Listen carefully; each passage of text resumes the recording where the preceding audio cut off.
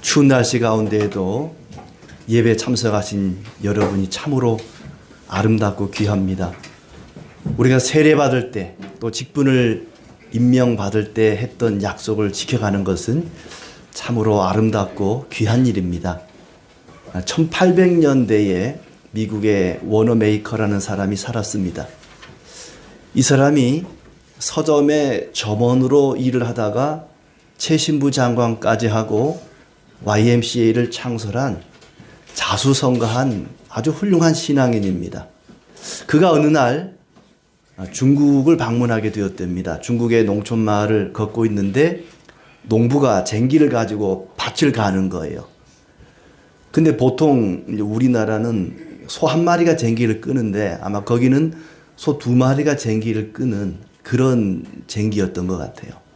근데 이분이 이 농부가 밭을 가는 모습을 보는데 왼쪽에는 소가 끄는데 오른쪽은 젊은 청년이 끌고 있는 거예요. 그러니까 소와 청년이 같이 쟁기를 끌고 있는 거예요. 하도 이상해서 이 워너메이커가 농부에 가서 물어봤답니다. 아니, 소 두 마리로 밭을 갈아야지 어떻게 청년이 쟁기를 끄냐고, 얼마나 힘들겠냐고, 소랑 같이 발을 맞춰 끌어야 되니까 얼마나 힘들겠냐고 그랬더니 이 농부가 하는 말이, 저 청년은 제 아들입니다. 믿음이 얼마나 좋은지 아주 신실한 주일학교 교사도 하고 있는 그런 믿음 좋은 우리 아들인데, 작년에 저기 보이는 저 예배당을 짓는데 우리 아들이 소 한 마리를 팔아서 헌금을 하고 건축 헌금을 하고 자기가 소 대신 일을 하겠다고 서원을 했습니다. 그래가지고 지금 그 약속을 지키고 있는 중입니다. 그렇더래요. 그래서 이 워너메이커가 이 청년을 미국으로 데려가서 신학 공부를 시켜서 이분이 목사님이 되었는데 중국 복음의 기수가 되었던 성문삼이라는 목사님의 이야기라고 합니다.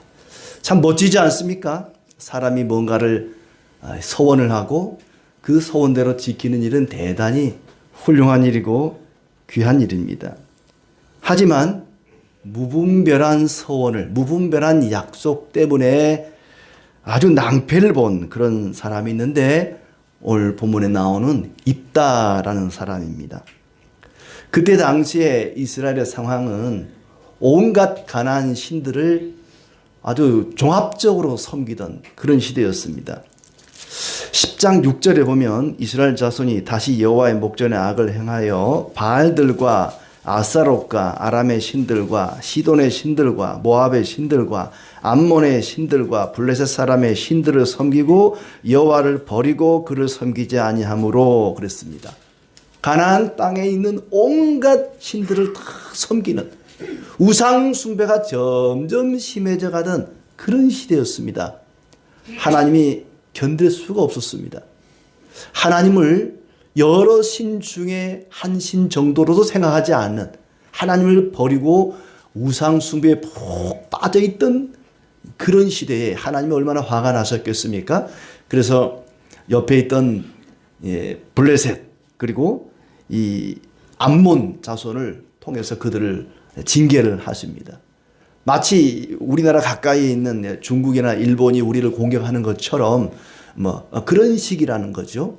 그렇게 이제 블레셋이라고 하는 가까이 있는 아주 힘센 그런 나라와 또 암몬 나라가 그들을 공격하는, 그들과 전쟁을 하는 상황이 이제 벌어졌습니다. 그 중에서도 암몬이라고 하는 이 나라가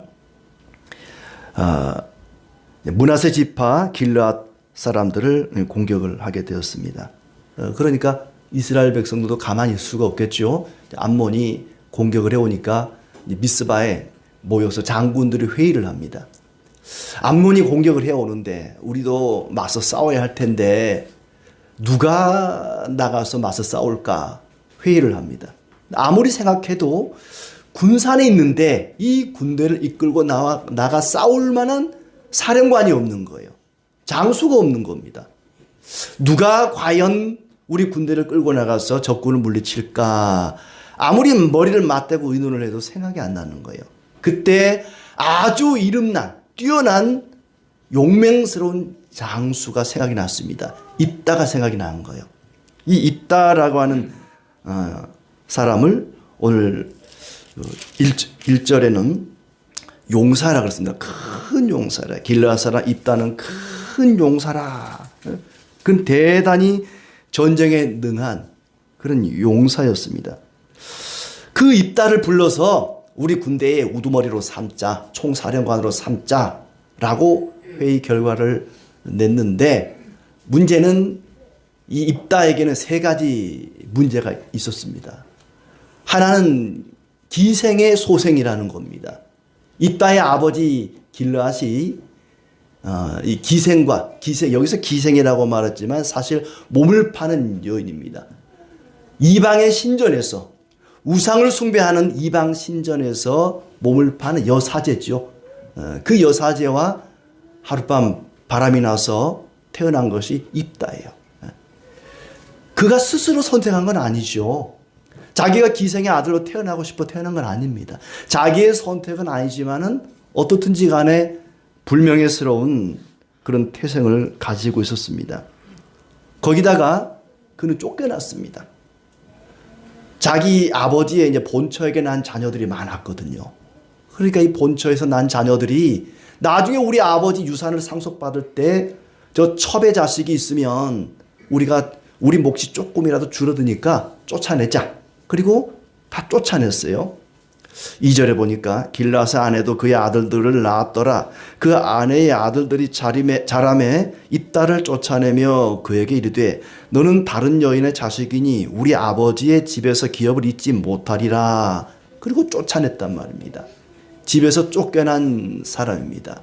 그리고 이제 잡류들과 함께 어울려 살게 되었습니다. 돕당에 가서 쫓겨나서 잡류들과 함께 어울려 사는, 이 잡류라는 건 뭐냐면 악당들입니다. 떠돌이 거렁뱅이들이에요. 사회적으로 버림받은 낙오자들입니다. 그런 사람들의 우두머리 역할을 하고 있는 거예요. 요즘으로 치자면 갱단의 두목을 하고 있는 겁니다. 뭐 홍길동 같은 그런 역할을 하고 있는 거죠. 자, 그렇지만 전쟁이 일어났으니까 뭐 태생이 어쩌고 환경이 어쩌고 따질 겨를이 없습니다. 일단 싸움 잘하는 사람 불러다가 대장군을 시켜야 되겠는데, 그래서 길르앗 장로들이 돕당에 가서 이제 입다를 설득을 합니다. 당신이 와서 우리 군대를 이끌어줘야겠소 라고 했더니, 나를 버릴 때는 언제고 이제 와서 나를 다시 부르느냐, 기분이 좋을 리가 없죠. 그러면서 입다가 하는 얘기가, 만약에 하나님이 도와주셔서 전쟁에 승리하게 되면 평화의 시기에도 나를 대장으로 시켜주시오. 그럼 내가 가겠어. 오케이. 서로 약조를 하고 불러들였습니다. 그리고 이제 전쟁을 하는데 입다가 처음부터 싸움을 하지 않습니다.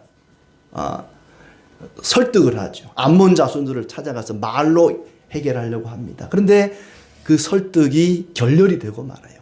그리고 이제 드디어 전쟁을 하게 되는데, 입다가 전쟁에 나가기 전에 하나님 앞에 서원을 합니다.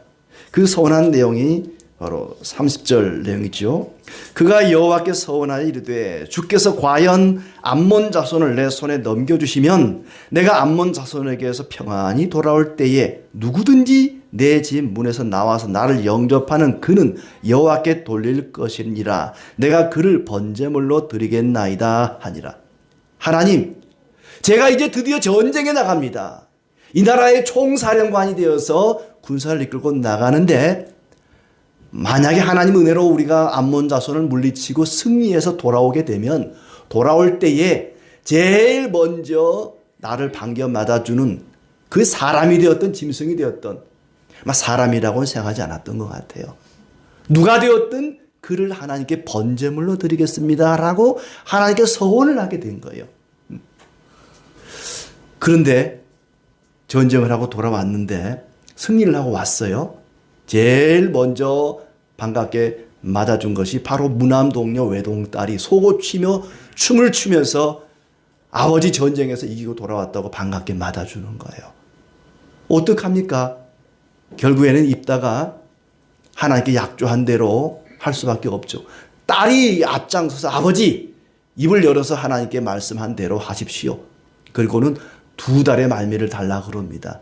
내 동무들과 함께 뒷산에 가서 즐겁게 2달만 놀다가 올 테니까 그리고 아버지 서원한 대로 하십시오라고 청을 해서 그렇게 일이 진행이 되었습니다. 물론 이 번제물로 드리겠다고 하는 말이 진짜로 사람을 태워서 불에 태워 제물로 드리겠다. 중세시대 이전에는 그렇게 해석을 했어요. 근데 이제 새로운 해석이 나오기를 그 뒤에 보면은 이 무남동녀 외동딸이 죽을 때까지 결혼을 하지 않고 독신으로 하나님의 성전에서 봉사하는 처녀로 늙어 죽었다. 뭐 그렇게 이제 해석을 하기도 합니다. 어느 것이 맞는 해석인지는 모르지만 둘 다 입다에게는 좋지 않은 거예요. 딸이 결혼해서 자녀를 낳고 행복한 가정을 꾸리는 것이 아버지에게는 행복일 텐데 딸이 평생 늙어 죽도록 혼자 살면서 성전에서 봉사하는 것도 아버지로서는 결코 행복한 일이 아닙니다. 자기 재산을 물려줄 대를 잇지 못하고 혈통이 끊어지는 거잖아요. 재산을 물려줄 사람도 없고. 그러니까 입다로서는 설마 믿음의 사람이 딸을 제물로 드렸을까 싶은데 딸을 제물로 드렸든지 아니면 평생 독신으로 혼자 살다가 뭐 떠났든지 간에 아버지에게는 그렇게 썩 행복한 일은 아닙니다. 딸이 속옷치며 춤추며 나오니까 옷을 찢으면서 이르되 어찌할꼬 내 딸이여 너는 나를 잠잠하게 하는 자요 어찌할꼬 내 딸이여 하면서 탄식을 합니다. 아니 서원은 자기가 해놓고 딸을 나무라는 거예요. 어찌할꼬 내 딸이여. 이 입다의 탄식을 통해서 입다라는 사람이 어떤 인생을 살았는지 오늘 한번 3가지 정도로 생각을 해보고자 합니다. 첫째는 슬픔이 기쁨이 되고 기쁨이 슬픔이 되는 그런 인생을 살았습니다. 그는 첩의 자식이었습니다. 첩의 자식, 서자, 가만히 내버려 두어도 그냥 슬프고 우울한 사람입니다. 제가 그 심정을 잘 압니다. 저는 태어나 봤더니 아버지가 안 계세요. 어느 날 이웃집 아저씨가 우리 아버지래요. 성을 바꿨습니다. 김씨였는데 유씨로 바꾸라 그러더라고요. 그 서자의 슬픔, 첩의 자식은 가만히 내버려 둬도 슬프고 우울합니다. 그런데 쫓겨났습니다. 자기들 재산, 자기들 몫이 줄어들까 봐 쫓아낸 거예요. 그리고 잡녀들과 함께 어울려 살았습니다. 얼마나 슬프겠습니까? 얼마나 우울하겠습니까? 그런데 자기를 쫓아냈던 사람들이 다시 데리러 왔습니다. 그리고 자기들 군대를 이끄는 총사령관이 되어달라고 부탁을 하는 거예요. 슬픔이 변하여 기쁨이 된 것입니다. 건축자의 버린 돌이 모퉁이의 머릿돌이 된 셈이죠. 야곱의 아들 요셉을 보십시오. 그는 형들에게 박대를 당하고 쫓겨났습니다. 팔렸습니다. 버림을 받았습니다.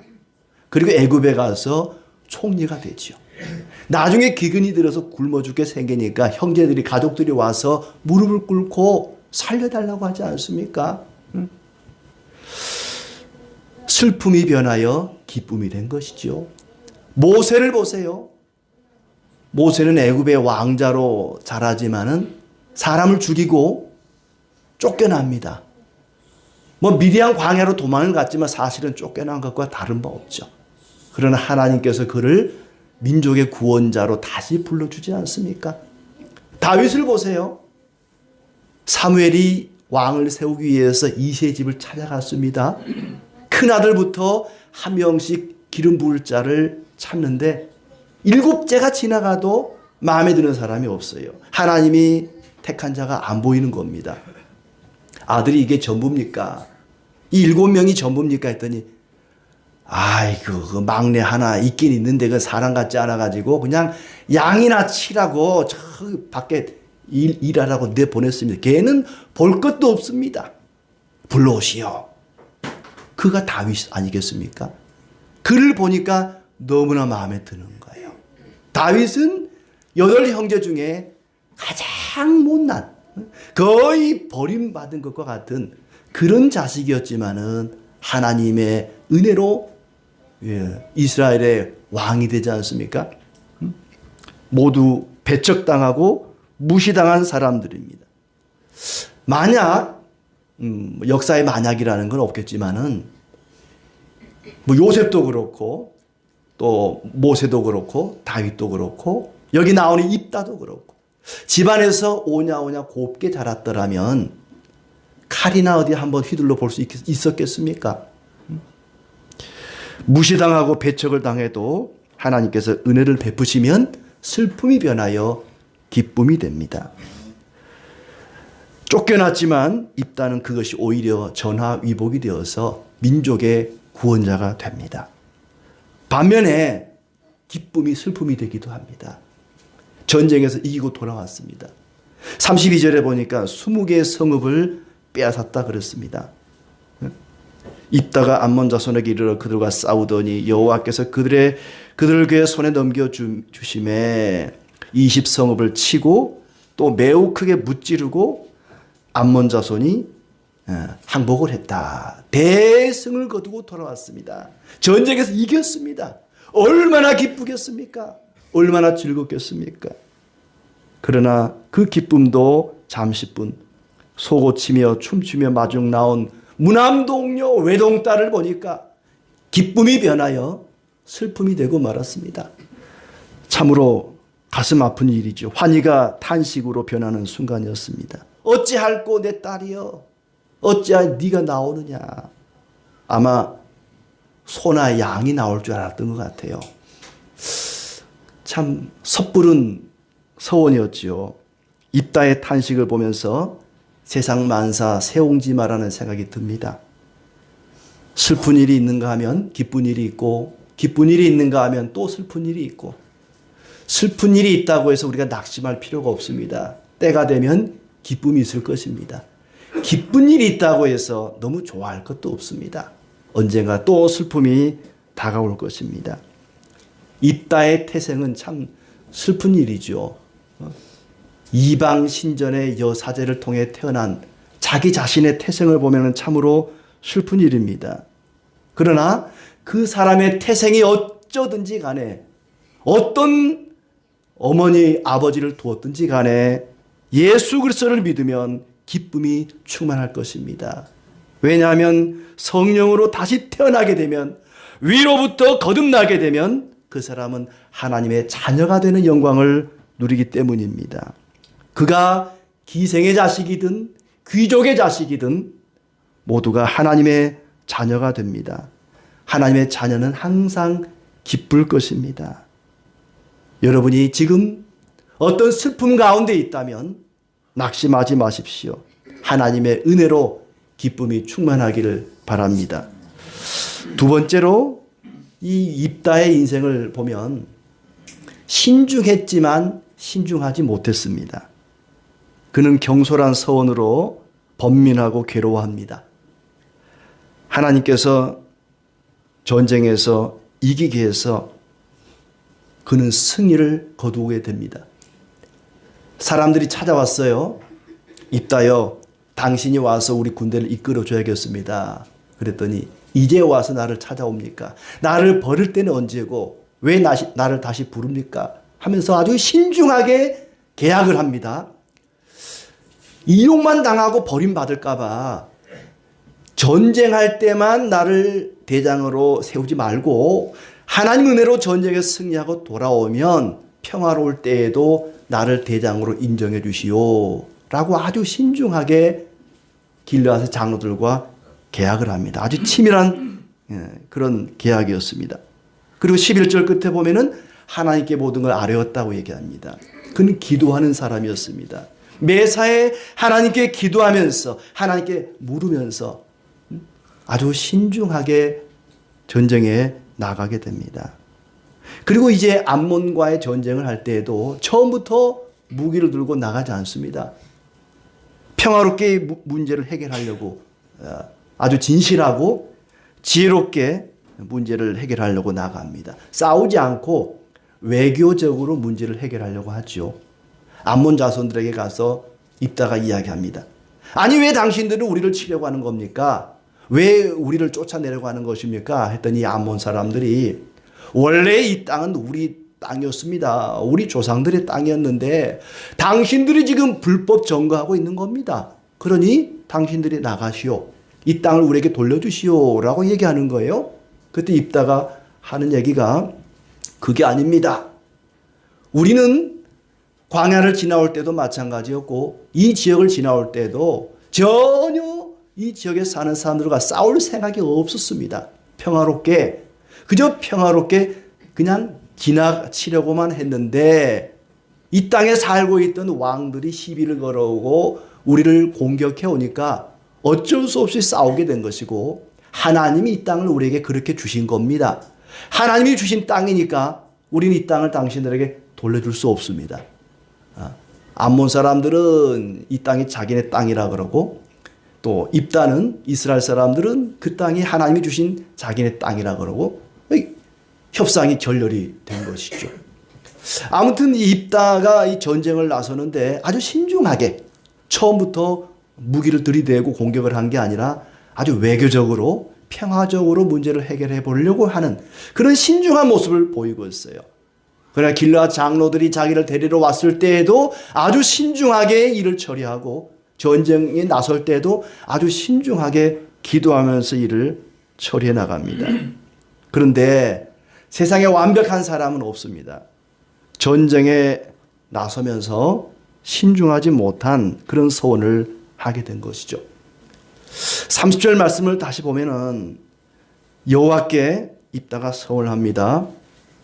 내가 평안히 돌아올 때에 누구든지 내 집 문에서 나와서 나를 영접하는 그는 여호와께 돌릴 것이다. 번제물로 드릴 것이다. 하나님, 저를 이 전쟁에서 이기게만 해주시면 누구든지 누가 되었든지 뭐가 되었든지 저를 가장 먼저 반겨주는 그를 하나님께 번제물로 바치겠습니다. 아마 입다의 마음속에 그런 생각이 있었던 것 같아요. 혹시 이 전쟁에서 패하면 어떡하나? 만약에 우리가 이 전쟁에 나가서 패하면 어떡하나? 그런 두려운 마음에 하나님 꼭 이기게 해주십시오. 이 전쟁에서 반드시 승리하게 주시옵소서.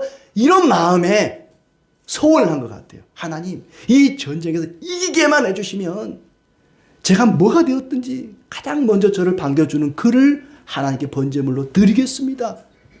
번제물로 드린다는 게 이게 보통 약속이 아니지 않습니까? 근데도 얼마나 다급했는지 이번 전쟁에서 이기게만 해주시면 제가 무엇이 되었든지 그를 하나님께 번제물로 바치겠습니다. 설마 자기 딸이 나올 줄이야 뭐 꿈이라도 생각을 했겠습니까? 서원이라고 하는 것은 감사의 표현이어야 됩니다. 하나님, 저를 구원해 주시니 감사합니다. 감사하는 마음에 제가 이걸 드리겠습니다. 제가 뭘 드리겠습니다. 어떻게 살겠습니까? 이렇게 살겠습니다. 마치 나시린처럼 말이죠. 하나님, 저를 하나님 백성 삼아주셨으니 평생 저는 머리에 삭도를 대지 않겠습니다. 입에 술을 대지 않겠습니다. 서원하는 것처럼 감사하는 마음으로 하나님께 약속하는 것이 그게 서원입니다. 서원이라는 것이 거래가 되면 안 됩니다. 딜이 되면 안 돼요. 이렇게 해주시면 제가 이렇게 해드리겠습니다. 이런 서원은 좋지 않습니다. 하나님이 만약에 이렇게 해주시면 전쟁에 이기게 해주시면 제가 재물을 누가 되었던 재물로 바치겠습니다. 뭐 해주시면 뭐 하겠습니다. 이 거래죠, 거래. 감사의 표현이 아닙니다. 하나님 로또 복권 10억에 당첨하게 해주시면 제가 5억 절반 뚝 띄어서 5억 하나님께 드리겠습니다. 그냥 하도 안 되니까 하나님 거 빼고 그냥 제 것만 주시면 안 될까요? 이 서원은 거래가 아닙니다. 딜이 아니에요.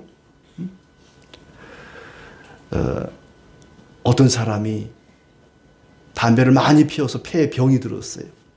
하나님 이 병을 고쳐주시기만 하면 제가 앞으로 절대 담배를 피우지 않겠습니다. 하나님 고쳐주셨어요. 근데 또 담배를 피우더래요. 부인이 여보 하나님께 약속을 해놓고 왜 안 지키냐고. 내가 앞으로 안 피운다 그랬지 옆으로 안 피운다 그랬나? 옆으로 피우면서 내가 앞으로 안 피운다 그랬지 옆으로 안 피운다 말 안 했다고. 사람이 화장실 들어갈 때 다르고 나올 때 다르다고. 뭐 해주시면 뭐 하겠습니다. 이건 올바른 서원이 될 수가 없습니다. 하나님 전쟁에 이기게 해주시면 제가 뭐든지 드리겠습니다. 너무 신중하지를 못했습니다. 그는 대단히 신중한 사람이었습니다만은 결론적으로는 나중에 가서는 신중하지를 못했어요. 어떤 사람이 소를 키우는데 소 2마리가 동시에 새끼를 뱄습니다. 하나님 저 2마리 건강하게 태어나면 한 마리는 하나님께 드리겠습니다. 건강하게 태어났어요. 한 마리가 죽어버렸어요. 아이고 하나님 송아지가 죽었네요. 어떻게 해야 안 됐네요. 참 제 송아지는 살았는데 하나님께 죽어버렸네요. 예. 사람이 참 마음이 변해요. 네. 사람은 이렇게 변합니다. 완벽하지 않습니다. 입다도 그렇습니다. 처음엔 대단히 신중한 사람이었지만은 이 전쟁에 나가면서 결정적인 순간에 너무 성급한 서원을 한 것입니다. 서원은 신중하게 분별력 있게 해야 됩니다. 함부로 서원하면 안 됩니다. 제가 신학교를 갔더니 신학교 온 사람 중에 엄마가 아들 낳으면 목사시키겠다고 그 서원해가지고 억지로 온 사람들이 있더라고요. 끝까지 잘 못 가더라고. 자기는 신학교 오고 싶지 않았는데 목사 되기 싫었는데 엄마가 자기를 뵀을 때 서원을 했대요. 하나님 이 아들이 건강하게 태어나면 목사를 시키겠습니다. 물어보지도 않고. 본인한테 물어봐야죠. 너 나중에 목사 될래? 물어봤어야죠. 아들이면 그래도 다행이게. 손주까지. 하나님 우리 손주를 목사를 시키겠습니다. 물어보지도 않고 태어나지도 않았는데 우리 손주 태어나면 목사를 시키겠습니다. 서원이라는 것을 그렇게 함부로 하면 안 됩니다. 사무엘의 어머니 한나가 아들을 못 낳으니까 하나님께 서원하죠. 하나님 아들을 낳으면 하나님의 성소에 드리겠습니다. 그 사무엘이 태어나서 성소에서 자라지 않습니까? 따라하면 안 돼요. 우린 다 사무엘이 아닙니다. 네. 그런 거 함부로 따라하면 안 돼요.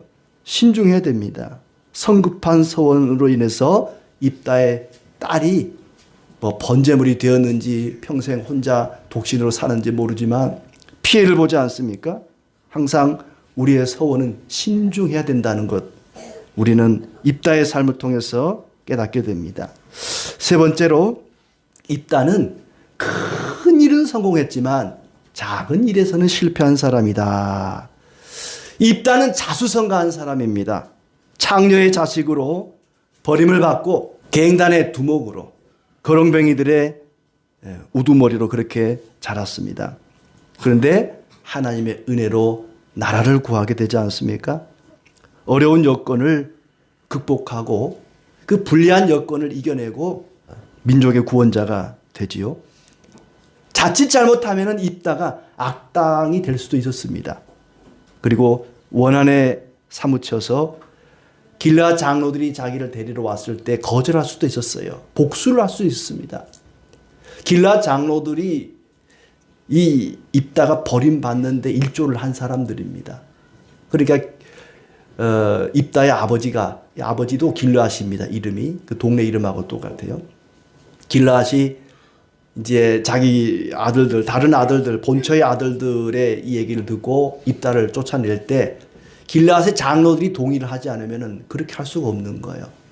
길르앗의 장로들이 자기를 내버리는 일에 일조했던 장로들이 자기를 데리러 왔을 때에 복수를 할 수 있죠. 원한에 사무쳐서 그들을 제거할 수도 있었습니다. 그러나 그는 자기 민족을 위해서 목숨을 걸고 나가서 싸웁니다. 그리고 승리를 거두게 됩니다. 문제는 그 다음입니다. 사랑하는 사람을 지키지를 못했습니다. 무남 동료 외동딸 하나밖에 없는 그 딸을 제대로 지켜주지를 못했다는 것입니다. 그 딸을 진짜로 번제로 드렸든지 평생을 독신으로 성전에서 봉사를 했든지 간에 아버지의 서원으로 인해서 그 딸이 결코 행복하지를 못했습니다. 이야기를 보면서 꼭 그래야만 됐을까 하는 생각이 들어요. 굳이 자기의 서원을 그렇게 지켜야만 됐을까? 하나님 앞에 서원을 했는데 그 서원이 죄를 짓는 일이라면 지키지 않아도 됩니다. 악을 행하는 일이라면 그런 서원은 지키지 않아도 돼요. 사도행전에 보면은 유대인 40명이 바울을 죽이기 전에는 먹지도 않고 마시지도 않겠다고 맹세를 합니다. 그런 나쁜 서원은 안 지켜도 돼요. 남을 죽이겠다고 하는 서원을 왜 지킵니까? 사람을 불태워 제물로 드리겠다? 이런 서원은 지키지 않아도 됩니다. 꼭 굳이 자기 딸을 이렇게 번제물로 드려야만 했을까? 정당한 서원이라면 반드시 이행을 해야겠지만은 그렇지 않을 경우에는 지키지 않아도 된다는 것입니다. 민수기 30장에 보면은 여자가 서원을 할 경우에 그 서원을 면하는 길도 나와 있습니다. 어린 딸이, 결혼하지 않은 딸이 서원을 했는데 아버지가 듣고도 가만히 있으면 그 서원은 지켜야 되지만 아버지가 안 된다고 허락하지 않으면 그 서원은 지키지 않아도 된다는 얘기가 있고, 또 결혼한 여자가 남편이 듣고도 그 서원에 대해서 침묵하면 지켜야 되지만은 그 남편이 안 된다 하면은 그 서원은 안 지켜도 된다는 얘기가 있습니다. 더 중요한 것은 하나님께서 우리 인간의 연약함을 아시고 잘못된 서원에 대해서 피할 길을 주셨습니다. 레위기 27장에 가서 보면은 27장 2절에 어떤 사람이 사람의 값을 여호와께 드리기로 분명히 서원하였으면 너는 그 값을 정할지니 그랬습니다. 어떤 사람이 자기를 드리기로 했든지 아니면 자식을 드리기로 했든지 하나님께 뭔가 드리기로 서원을 했는데 드리지 못하게 될 경우에 아니면 마음이 변했을 경우에 돈으로 환산해서 바치도록 했습니다. 거기 3절에 보시면 네가 정한 값은 20살로부터 60살까지의 남자면 50세겔로 하고 여자면 30세겔로 하고 20세에서 60세까지의 남자가 드리기로 했는데 그 남자를 못 드릴 경우는 50세겔 돈으로 바치라 그랬어요. 여자면 30세겔을 바치면 된다 그랬습니다. 서원한 것을 물을 수가 있는 거예요. 그리고 돈이 너무 많다 싶으면 8절에 서원자가 가난하여 내가 정한 값을 감당하지 못하겠으면 그 서원자의 형편대로 값을 정하라 그랬습니다. 꼭 돈이 정해져 있는 게 아니라 그랬어요. 어떤 사람을 바치기로 했든지 자기 자신을 바치기로 했는데 마음이 변해서 바칠 수 없게 될 경우에는 돈으로 바치라 그랬습니다. 그러니까 입다가 자기 딸을 번제물로 드리기로 약속을 했을지라도 바꿀 수 있는, 변경할 수 있는 기회가 있는 거예요. 글쎄 입다가 믿음의 사람인데 이걸 몰랐을까요? 레위기 27장의 말씀을 모르지는 않았을 것입니다. 아무튼 이 말씀에 보면은 틀림없이 사람이 자기가 감당할 만한 물질로 이 서원을 물려도 된다고 나와 있습니다. 약속을 지키지 못하면 돈으로 바치라는 거죠. 아빠 찬스가 아니라 이건 하나님 찬스입니다. 예.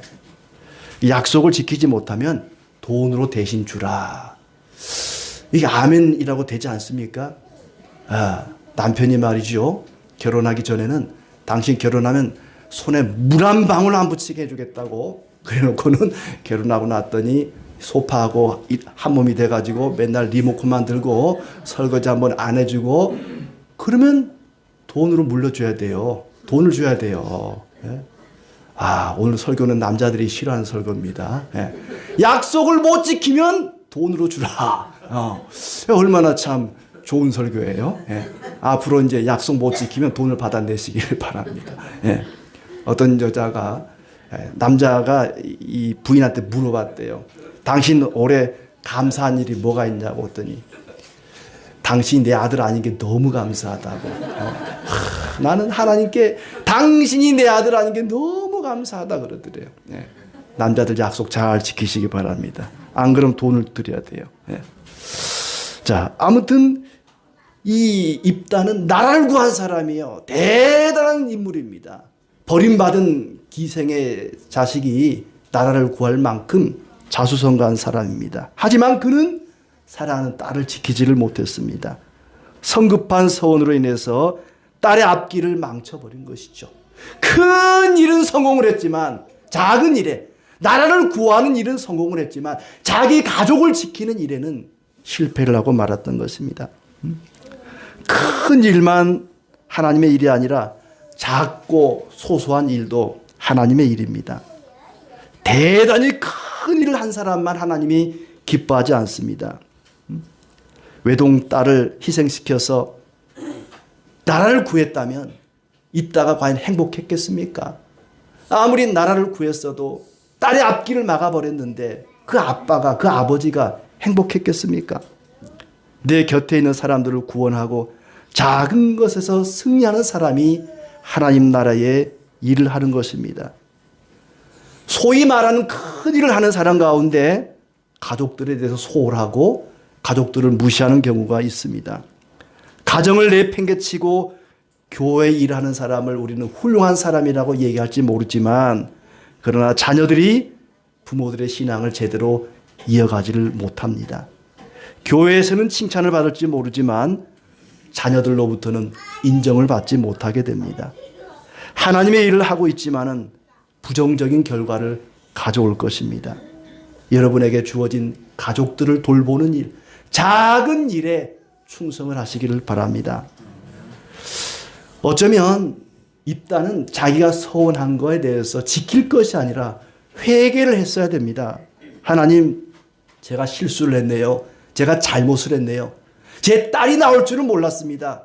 제가 서운한 거 돈으로 갚겠습니다. 취소해 주십시오. 회개하고 서원을 변경했어야 됩니다. 사람들이 그랬겠죠. 에이, 총사령관이 돼가지고 대장군이 돼가지고 약속도 못 지키고 그러면 되겠냐고 비아냥 그럴 수 있습니다. 그렇지만 실수를 인정해야지요. 제가 실수했습니다. 잘못했습니다. 바꾸겠습니다. 그리고 딸의 앞길을 행복하게 만들어줘야 될 것 아닙니까? 교회는 일꾼을 키우는 곳이 아니라 자녀를 키우는 곳입니다. 하나님의 자녀를 키우는 곳입니다. 자녀를 키워서 부려먹으려고 키우는 사람 있습니까? 내가 우리 아들, 딸을 키워서 나중에 부려먹어야지, 농사일에 부려먹고 돈벌이에 부려먹고 부려먹으려고 키우는 사람 없습니다. 그저 자녀로 키우다 보면 나중에 일을 하게 되는 일꾼이 되는 거죠. 교회도 마찬가지입니다. 이 사람 키워가지고 교회 일꾼 세워야겠다, 그런 마음이 아니라 하나님의 자녀로 키우다 보면 그 사람이 커서 하나님의 일꾼이 되는 거지요. 입다는 성령이 함께하는 사람이었고, 히브리서 11장에 보면은 믿음의 선진 가운데 한 사람으로 들어갈 만큼 아주 뛰어난 믿음의 사람이었습니다. 특히 12장 3절에 보면은 목숨을 걸고 나가서 싸웠다 그랬습니다. 대단히 용기 있는 사람이고 믿음의 사람이었습니다. 성령의 사람이었습니다. 그런 그도 실수를 할 수가 있습니다. 연약하고 허물이 있을 수 있습니다. 아무리 훌륭한 믿음의 사람이라 할지라도 때로는 불신의 마음, 의심의 마음이 들 수 있습니다. 과연 이 전쟁에서 내가 이길 수 있을까? 우리가 승리할 수 있을까? 하나님, 이기게만 해주신다면, 승리만 주신다면 뭐든지 드리겠습니다. 다급한 마음에 그런 소원을 할 수도 있습니다. 그렇게 신중하지 못하고 결국에는 딸의 앞길을 가로막는 아버지가 되고 말았습니다. 그렇게 인간이 연약하기 때문에, 부족하기 때문에, 허물이 많고 문제가 많기 때문에 우리에게 구원자가 필요한 것입니다. 온전한 중보자가 필요했던 것입니다. 세상은 알 수 없는 일들로 가득합니다. 우리는 대부분 어떤 일을 예측하고 대책을 세워갑니다. 그렇지만 세상살이라는 게 꼭 예측한 대로, 대책을 세운 대로 되어지지는 않습니다. 전혀 예상하지 못했던, 전혀 기대하지 않았던 그런 일들이 우리 앞에 일어나기도 합니다. 내 힘으로 해결할 수 없는 그런 일들을 맞닥뜨릴 때 우리는 두려워하고 불안해하고 슬퍼합니다. 그럴 때에 무분별하게 서운하지 마십시오. 하나님, 이 문제만 해결해 주시면 제가 뭐든지 드리겠습니다. 이렇게 하겠습니다. 저렇게 하겠습니다. 무분별한 서운을 할 것이 아니라 기도를 해야 됩니다. 감사의 기도를 드려야 됩니다. 어떤 성도가 기도하기를 하나님 저를 아브라함처럼 되게 해주세요 라고 기도했더니 하나님께서 말씀하십니다. 네 아들을 내게 바칠 수 있느냐? 하나님 그럼 그건 놔두고요 다니엘처럼 되게 해주세요 했더니 네가 사자굴 속에 들어갈 수 있느냐라고 묻더래요. 하나님 누구처럼 되게 해주세요 라고 기도하지 말고 누구처럼 살게 해주세요 이렇게 기도하시기를 바랍니다. 메시아를 기다렸던 안나와 시몬처럼 하나님의 은혜를 기대하며 구원자를 기다리는 삶이 되기를 바랍니다. 그럴 때 하나님께서 우리 인생을 책임져 주시고 슬픔이 변하여 기쁨이 되게 하시고 탄식이 변하여 찬송이 되게 하실 것입니다. 이런 은혜가 있기를 진심으로 축복합니다.